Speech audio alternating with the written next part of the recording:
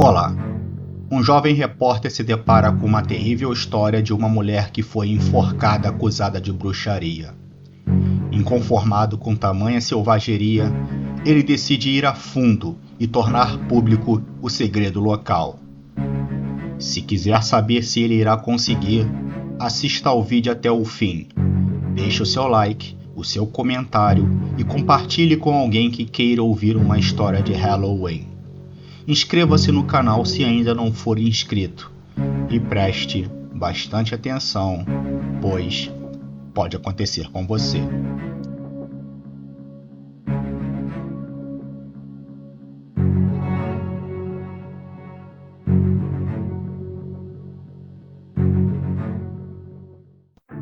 Felipe era um jovem padre com a difícil tarefa de dar a extrema unção aos idosos à beira da morte em um hospital particular e bem movimentado em época de pandemia. Não estava sendo um bom dia. Nas últimas horas, havia rezado os ritos finais 5 vezes. Um dos pacientes deu seu último suspiro assim que o padre proferiu as últimas palavras. Definitivamente, uma imagem que jamais iria esquecer. Mas o que ele também não iria esquecer era a história que ouviu daquele senhor. Noite difícil, padre? O velho perguntou numa voz dificultosa. Felipe inclinou a cabeça confirmando. Acha que tudo isso é alguma obra maligna, padre? Felipe deixou escapar um sorriso antes de responder. Não, acho que isso mais tem a ver conosco do que com alguma entidade ou com algum demônio.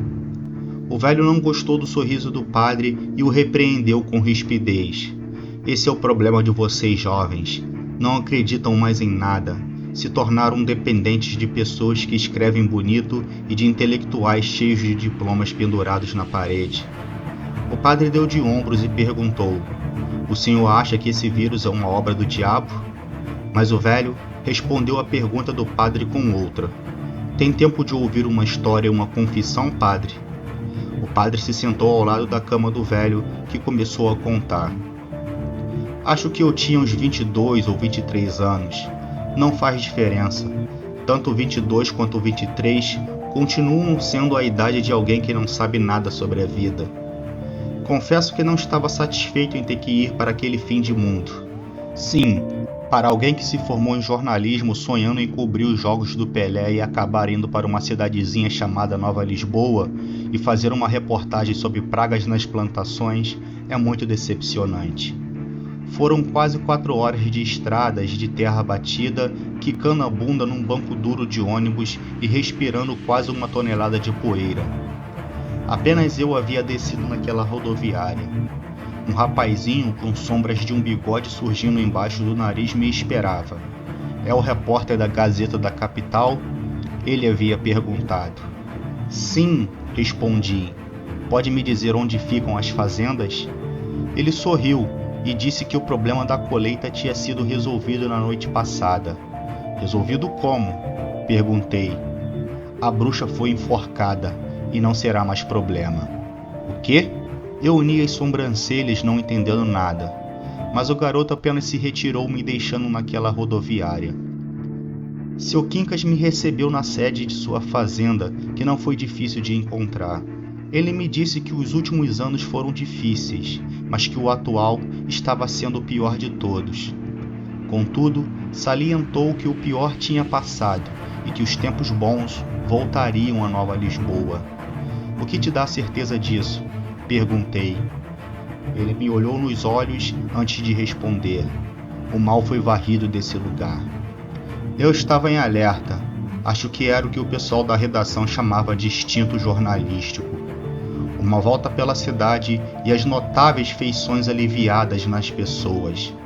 Teria aquela gente enforcado uma mulher como bode expiatório? Gente do interior tem muitas manias e superstições, principalmente naquela época, quando não existia internet para ridicularizar as crenças delas. Eu estava disposto a investigar a fundo aquela história, pois, se eles enforcaram uma mulher achando que era uma bruxa, seria uma matéria de capa, imagina só. Contudo, ninguém me falava nada. Por mais que eu tentasse persuadir um ou outro naquele fim de mundo, Eles apenas diziam que tudo já tinha sido resolvido. Eu procurei pelo garoto por toda parte. Naquele momento, achava que somente ele podia me dizer onde enforcaram a tal bruxa. Foi aí que passei por uma mulher que disse que eu tinha deixado cair um papel no chão. O papel não era meu, pois eu não tinha nada no bolso da calça, mas era uma forma discreta de passar um recado, e o bilhete indicava um local e as horas. Foi possível ouvir as badaladas dos sinos da igreja devido ao vento que soprava na minha direção. 6 horas em ponto, o horário que aquela mulher disse. Eu havia passado o dia completamente ansioso pelo encontro, e o atraso dela me enchia de expectativas e pessimismos.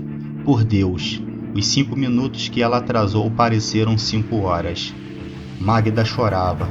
Eles a mataram, ela dizia. Você a conhecia? Eu perguntei, e ela fez que sim com a cabeça enquanto secava as lágrimas. Isabel era minha amante, ela disse. Eu fiquei sem saber como reagir. Naquela época, não era nada comum essas coisas. Mas enfim, ouvi o relato dela. O povo dessa cidade nunca gostou de nós, especialmente dela. Por várias vezes arremessavam coisas na gente e nos chamavam de bruxas. E Isabel sempre reagia, sabe? Ela não tinha medo de ninguém. Magda continuou contando a vida difícil que elas levavam em Nova Lisboa. Eles mataram 2 de nossas vacas e destruíram nossa horta. Isabel pegou a espingarda e atirou, mas estava muito escuro e não dava para ver nada. Então, ela gritou que amaldiçoava todos eles. E aí veio a praga na colheita e eles a enforcaram, concluí. Magda fez que sim, e em seguida disse o local onde a enforcaram e a enterraram. Antes de ela ir, perguntei se não tinha medo de ser atacada por aquela gente. Magda respondeu que não estava se importando mais. Pobre mulher. Esperei a noite se adensar para me dirigir até o local. Não queria que nenhum capataz de fazenda me impedisse de ter a reportagem da minha vida. A corda ainda estava pendurada no galho mais alto da árvore. Selvagens, eu disse inconformado. Não vou mentir em dizer que não estava com medo, porque estava apavorado. Se aquela gente enforcou uma mulher num gesto bárbaro do século XIX, matar um repórter de um jornal pequeno da capital não seria nada. Mas tinha que seguir em frente. Eu sentia que devia isso a Magda e, sobretudo, a Isabel. Peguei uma pá num barracão próximo. Um cachorro começou a latir e vi a luz de um lampião se acendendo dentro de uma casa. Tive que me jogar no chão para não ser visto. Havia uma cruz de ponta cabeça no túmulo dela. Eu não hesitei e comecei a cavar. Cavei rápido. O senso de justiça me fazia tirar forças das quais nunca havia experimentado. O caixão estava lacrado por correntes. Aproximei o lampião e li escrituras bíblicas talhadas nele. Comecei a bater naquelas correntes com a pá, e eu estava com tanta força naquela noite que também não demorei a arrebentá-las. Eu pegava um pouco de ar na borda da cova enquanto preparava a máquina fotográfica para tirar a foto do caixão antes de abri-lo. Foi aí que ouvi um barulho vindo do fundo da sepultura.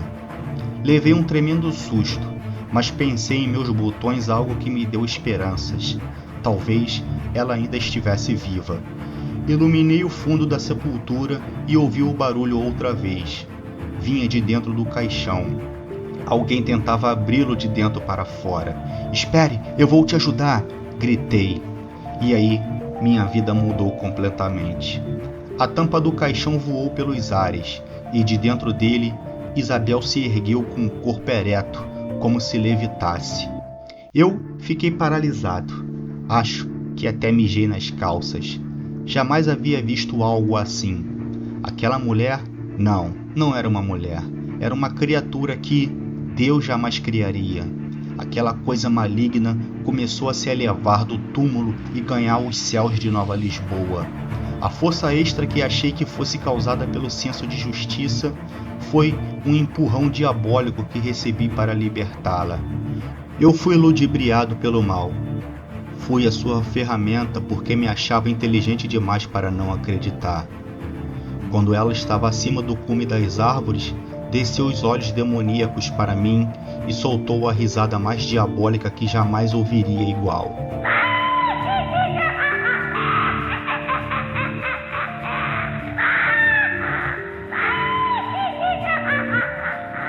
A cidade amanheceu desesperada e apavorada.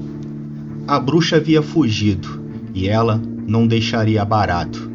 Um pessoal chegou aí até onde ela morava, numa cabana isolada no alto de um morro. Eu fui com eles, vencendo o medo de ser descoberto como um homem que havia libertado a criatura.